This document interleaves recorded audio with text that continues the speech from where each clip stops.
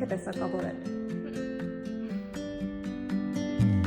Մինչ ես մտածում եի, որ աղբը միայն sense ամբողջական մեկ հասկացություն է, հա, աղբերն է, ինչ մեզ պետք չի ու որոշակի ժամանակի ընթացքում մենք դա դեն ենք նետում։ Մաման ամենազարմանալի փաստն այն է, որ արդեն մեր համայնքում գործում է այնպիսի մի ծրագիր, ըստ որի մենք կարող ենք աղբը ավելի ճիշտ տեսակավորել։ Ես ասել էի թղթի տեսակավորում, պլաստիկի տեսակավորում, մի շարք անօրգանական նյութերի տեսակավորման արկղեր, բայց օրգանական նյութերի տեսակավորման արկղեր ես չէի տեսել։ Ամենաշոկային նորությունների համար, որ կարող են գրանցվել QR կոդի միջոցով, հետո արդեն կարող ենք ճիշտ տեսակավորել։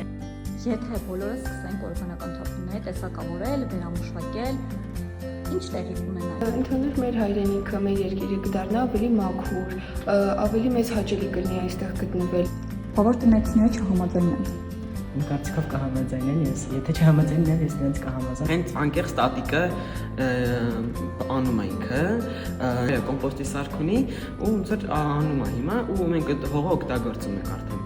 Աղբը չտեսակավորենք, դա կարող է վնասել շրջակա միջավայրը, օդը, որը արդեն ազդել է մեր առողջության վրա, իսկ մենք հաստատ չենք ուզում ինքներս մեզ վնասել։ Ոնց ես համոզելու։